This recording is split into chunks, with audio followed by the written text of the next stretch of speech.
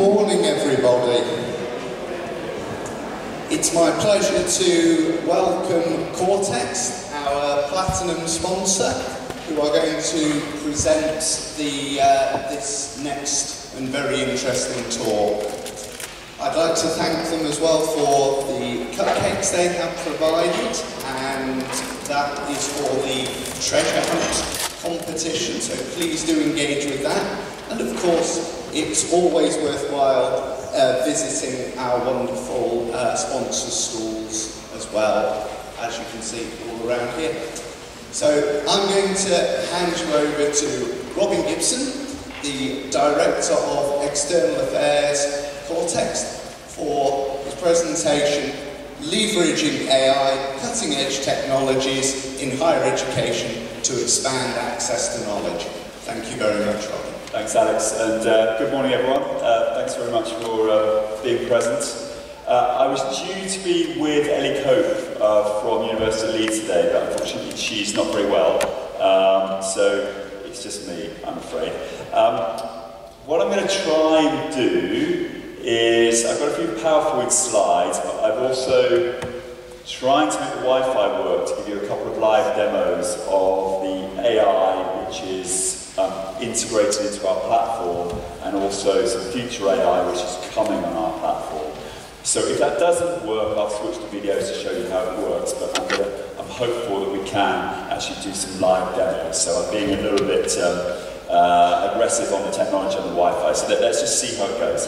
But really what I want to focus on is how both these technologies and some other support elements and things that Ellie was going to go through, what we've been doing at the University of Leeds, can really help expand access to knowledge. And I think that's really important in this whole discussion around AI, and a little bit of the speech I caught earlier, talked about a little bit of distrust around AI and hallucinations, etc.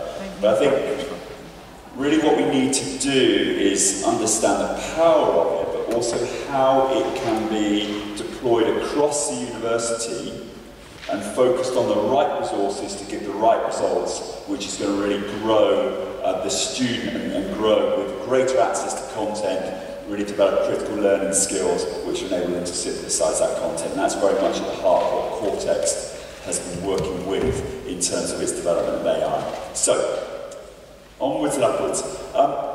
Ultimately, at the heart of what we do, we now have two core platforms. One of them is the student study space, where the content, either from your reading list or directly deployed, is there for the students, which they can access, they can work with, they can bring other resources onto that student study space, and it gives them one place to work with and always be able to find their content.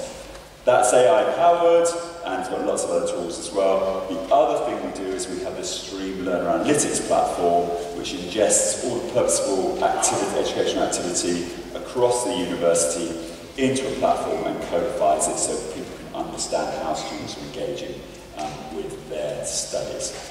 In terms of our scale, all of you will be using us in some way, either larger or smaller. We've got about 30 really strategic partnerships in the UK, whereby it's a one-to-one provision thing of content for students, so it's always on content.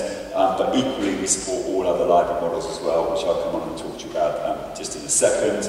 And we deal with all the publishers, 4,700 publishers, and we've got about 4 million plus pieces of content on the platform.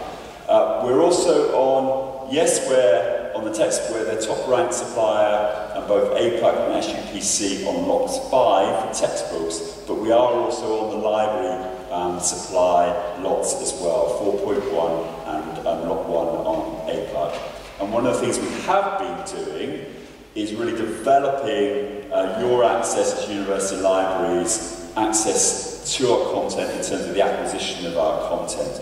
So again, it's not just that one-to-one provision of textbooks. We're still obviously very strong there, but we've been really working strongly on our links to discover, on our ability to discovering content, procuring content, and organisation management. And what does that actually look like? Well, a month ago we launched EDI and API integration into your library management system, into the major platforms that you'll be using there, so Alma, OCLC, etc. We've got addition control, notification, active content lists, self-admin renewals, full content license types, display the content, etc., etc. So everything you would expect, which supports all of the models that you would look to purchase from a library supplier.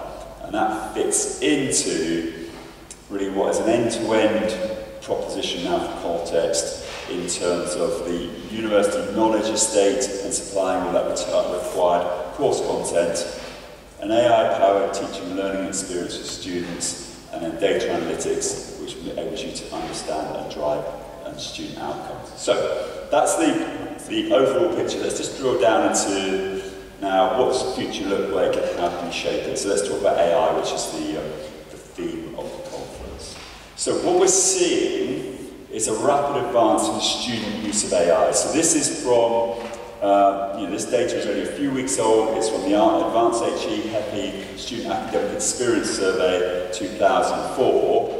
So what we're seeing from that survey, 62% of students have now used AI. Almost a third, are doing so at least once a week. But the issue that is bringing up, and it was touched on a little bit earlier, is there's a big digital divide developing because these are not university-supplied platforms that students are accessing, so they're doing it under their own steam. And so you're seeing more affluent students are using it more, disadvantaged students are using AI tools less, international students are using it strongly, which is probably the translation tools as well. So there is a danger, there's a digital divide opening up if there aren't university solutions to the AI. Because what we have seen is very much it's been left to individual academics to either champion it or not champion it within a university. And those that have done, such as University of Southampton, where they've used Qualtext tools, are really positive about the outcomes.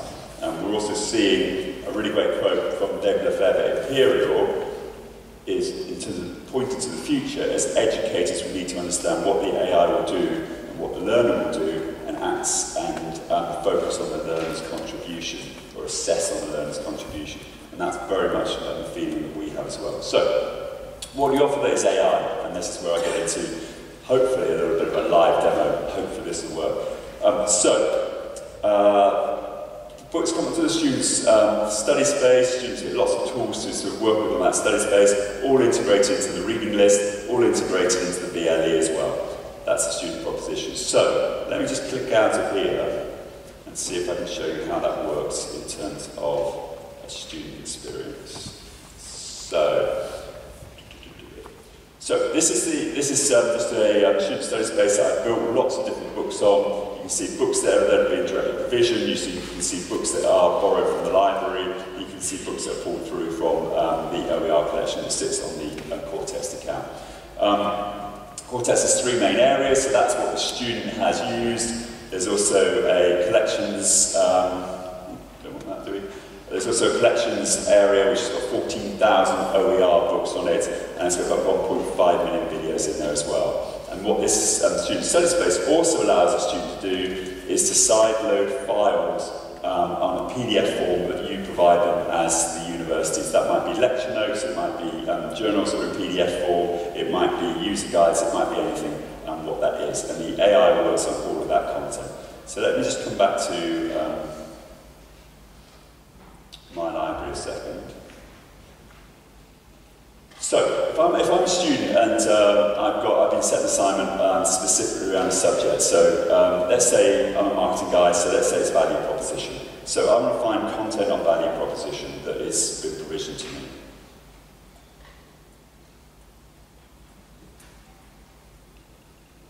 So what that search will do is find the books that have value proposition mentioned, and specifically the content that has value proposition mentioned, and it will also find the videos that mention value proposition as well. The videos are from Wall Street Journal and Press Association, etc., etc. But I want to demo the AI tools here. So if I go into here, so value proposition is mentioned in this book, Digital Business Models, and it says what page and where it can be found. So if I go into page 131, which opens up the Qualtext Reader, it shows me where value proposition is. So, how do the AI tools come into play? So the current AI tools we have are focusing at the page on the book. So the search has sent me through to where I find out about value proposition. I've clicked on this page, which is 130. I've then got a number of options of what I can do with that information. So this is where the AI is coming in. So the first thing we can do is summarize the page. So that's giving me a summary of page 131. Now what the student also has is the ability to create workbooks. So they can create a workbook around a subject. So if they've been given 6 or 7 content sources around a subject, they can use the AI to collate all those together. So I can just take that summary that I've created there and drop it into a workbook, which I created earlier. There we go. So I can drop that into a workbook, which is Academic Libraries North 2024 in Leeds. I can also save that and annotate it, etc., etc. Right, the other thing I can do is, that was just a summary. I can also create a set of study notes on that page as well. So it's efficiently enabling me to look at the content and to synthesize the content and bring all of that content together. So all that different pages that it showed me, all the different sources of content, I can put all that into one workbook, which I will have 4 or 5 different sources, different books, different points of view on that subject that has been set for me. The other thing I can do, if I just clear that off, is actually then I can quiz my understanding as well, which is really important. So I can auto-generate a quiz on that page, so I can show I can make sure that I'm understanding this, I'm not just clicking a button and summarising. So what is the Freeman Sustainability Development? Possibly that. Yep, no. As you can see, I need to have read the text to be able to... I need to read the text to get the answer right. So that's good, because obviously it's a challenge for me to get the answer right. So on that page alone, I've got two questions, and they vary in terms of what the questions are. A couple of other things it does as well is, I mentioned international students earlier. If I just highlight a section, I can create a citation. Harvard or whatever style works for your university, and I can also, should be able to translate that. So I can translate it. I just demoed this in Prague recently, so that's why it's often checked. There's 140 different languages that you can translate to that as well. So that's a really quick overview of, let's go back to my presentation now. Quick overview of what is currently available. That's kind of our AI 1.0, as it were, on the platform that we launched last September, and we've got 10 or so universities who actually are using that at the moment. So, let me just give you a little. That's fine. So that's AI. That's the technical bit. What I wanted to focus on. This is going to be Ellie's bit. Is just around that subject of expanding access to knowledge.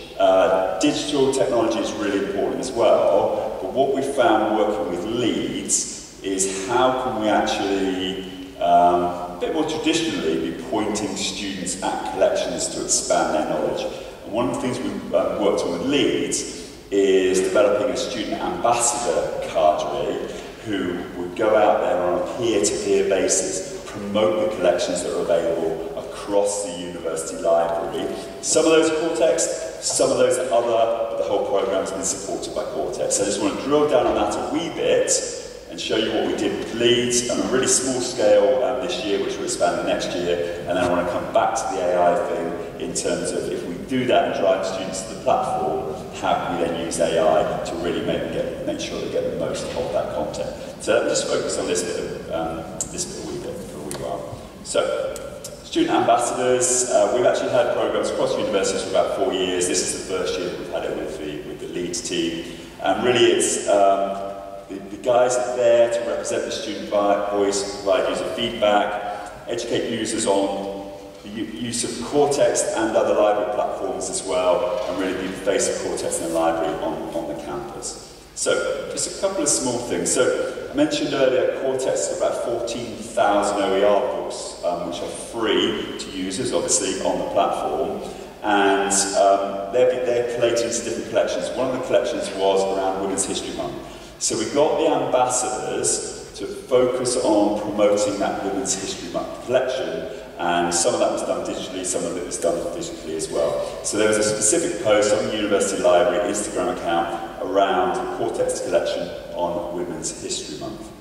What we found from that post, it reached 222 accounts, but more importantly, it drove 21 active users onto the content who activated 24 different books.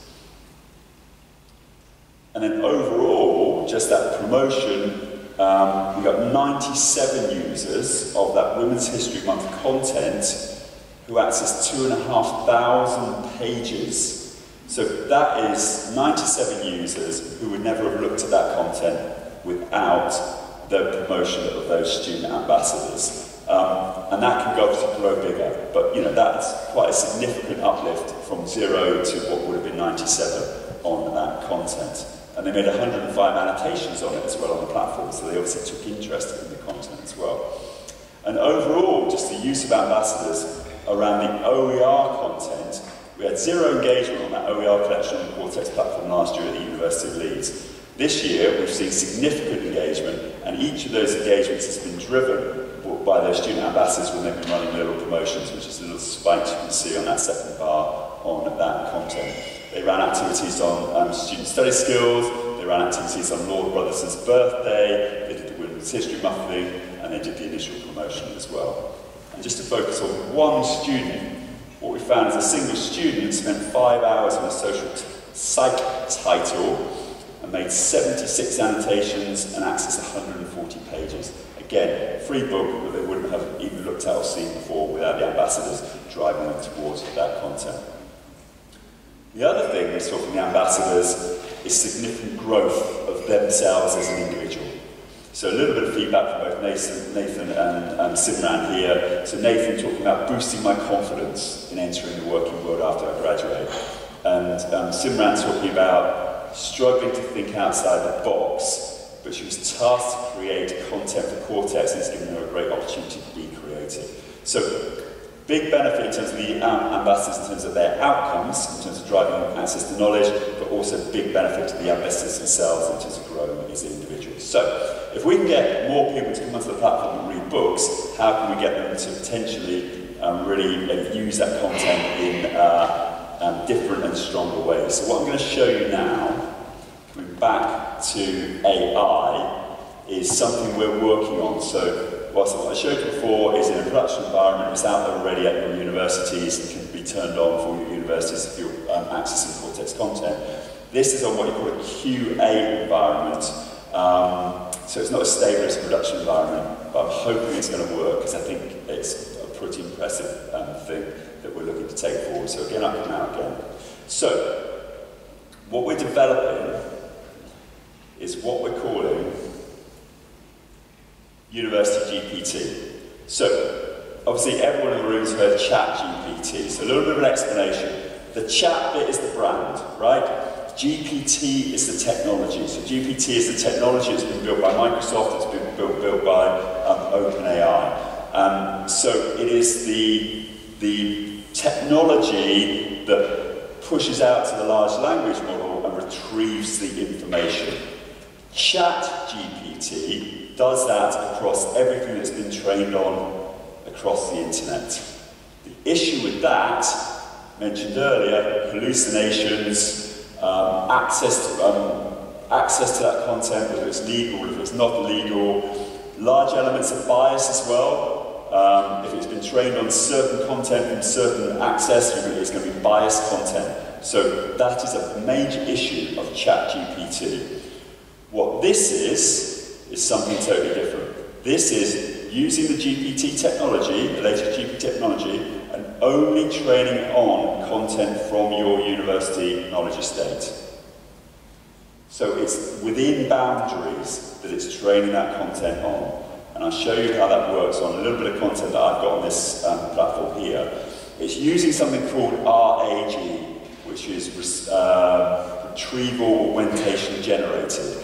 So that is the technology, and the large language model is just what's being pointed at. So it can be pointed at content which is publisher content on the Cortex platform, it can be pointed at OER content on the Cortex platform, but it can be pointed at content from your research repository. Anything that you have digital within your organisation, it can be pointed at that and used. And then it's used just as you would use ChatGPT. So I'm specifically expecting an answer from a book that I've got on the platform here, because I've sort of teed this up, from an OER sociology OpenStax textbook. So what I'm going to say, if I can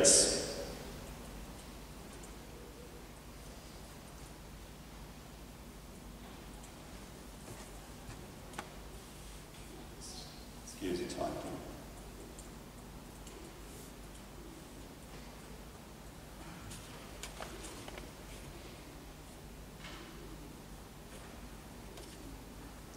So it always pays to be nice to search to prompt engines as well. So explain the difference between race and ethnicity, please. So what it's doing is it's pulling answers from the content that you're pointing at and then structuring it in the way that ChatGPT would, so in terms of the way the student would use it. But what it then is doing is showing you where that content is from. So and again, I'm just pointing this at the content that I've got on my bookshelf. So that definition is coming from there. That definition is coming there. So it's always just really pointing at the same book on the bookshelf in terms of this subject. So what I'm able to do again is then click through directly to that page. So that's where that's come from. And then I've got the other tools I showed you earlier, which enable me to summarise, enable me to take notes, enable me to quiz myself on it, and load that all into my workbook as well. But you can see how the two things are working together.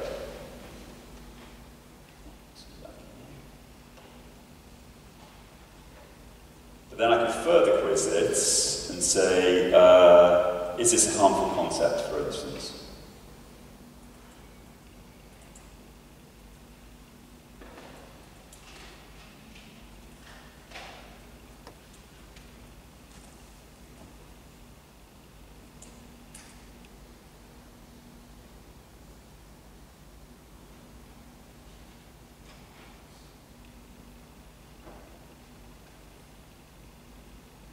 And again, it's pulling from the content which I'm pointing at.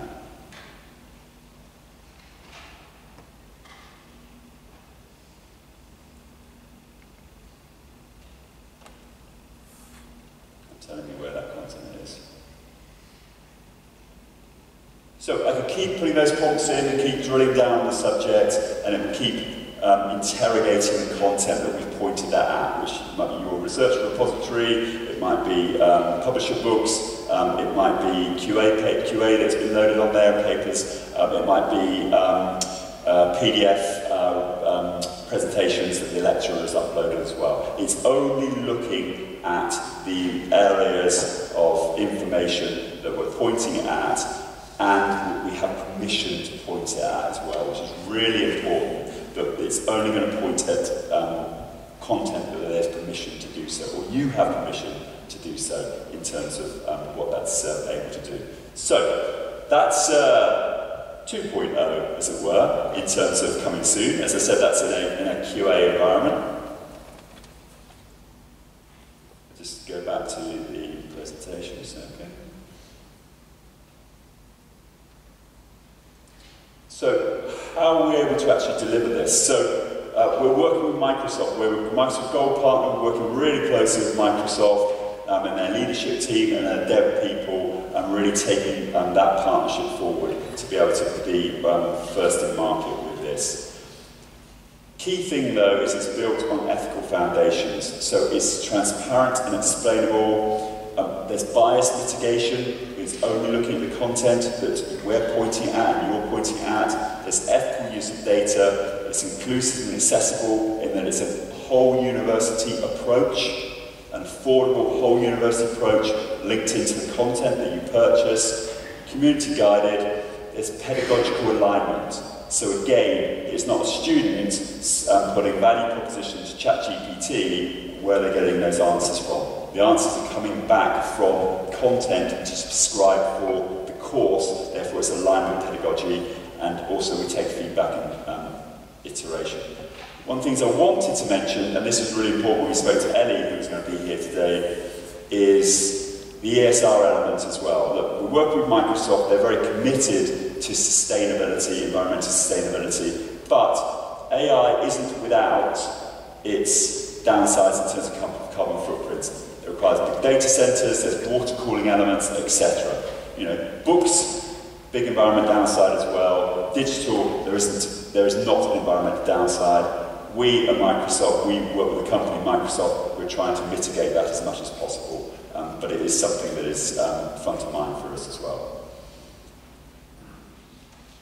So, just to finish off, and if there's any questions after that, really what I was looking at is kind of combining technology and people to expand access to knowledge. So we're really building strong technological foundations which are available across the university, and the AI-powered can be used on obviously purchase content, but also OER, OA, university's own repository content as well. All put together on a unified student study space, consistent experience for all students, single, easy workflow as well in terms of accessing that content and procuring that content. It's integrated to key systems of the university, be it the library, the LE, etc. Free use for academics and discoverable and usable for academics, and then supported by a peer-to-peer approach with those student ambassadors.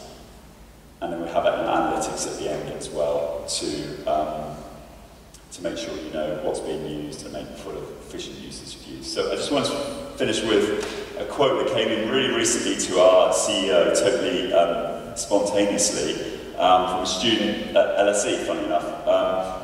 He basically said, the reason for my message was my daughter Emma is currently doing PPE at LSE. She was describing her research and reading experience on various publisher platforms, and she wasn't very kind about the user experience. She said there's only one platform, which is modern, intuitive and student-friendly, and it's a platform called Cortext. I was thrilled to hear that and thought I'd share that with you. This is evidence of your focus on students. So, thank you very much for listening. Any questions, happy to take them now or when we're on the stand, and also I've got my colleague Michael as well, who is happy to be involved.